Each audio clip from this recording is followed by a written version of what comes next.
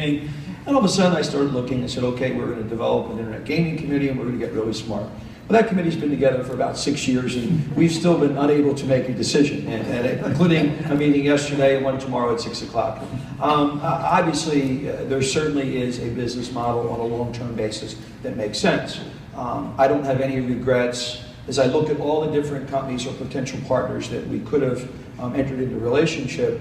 You know, one of the things we do have is obviously the brand has the worldwide exposure, and that's something that's valuable. I think if you look at, you know, the early results in New Jersey, you know, certainly maybe not to the expectations that the state or some of the operators would have hoped for, but certainly if you know, listen to Tom Bowens from Borgata, you know, if we're reinventing ways to talk to our guests and customers, then I guess that's a positive. I think that, you know, once again, the integrity side of this is very, very important. And I think to understand where this industry is going to be in this category takes time. And when you look at debates between the state and at the federal level, and then, you know, I sit in a very, very unique position where, you remember, I'm also responsible for Seminole Gaming, which is under the sovereignty of the tribe. So you have obviously the sovereignty issue on Native American reservations versus, you know, the other, you know, state or potential federal regulations. And I think there's a future. I think caution is, from our perspective, the appropriate approach. Certainly social has been very successful, but actual wagering, I think it's a very slow, conservative viewpoint from our company standpoint. And I would add that, you know, we wanted very badly a federal solution here. We at MGM, the AGA had a similar position, and unfortunately, like many things, that didn't happen in DC.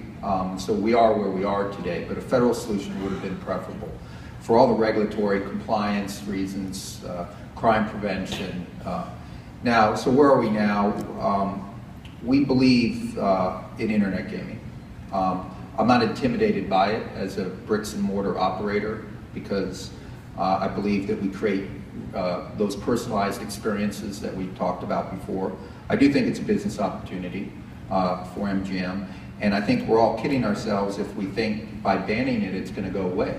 And so I understand the challenges around it, how hard we have to preserve the integrity of our industry and prevent those who should not gamble from gambling, whether it's in our casinos, at a sports book on an iPad, or on the online gambling on the internet.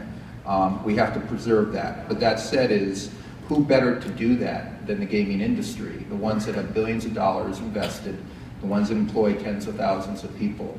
And that's the view that I have, that we can't wish it away.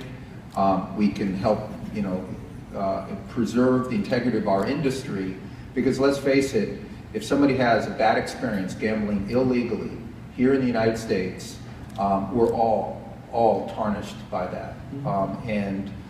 So I feel like it's a responsibility of all of us not only to have a leadership role.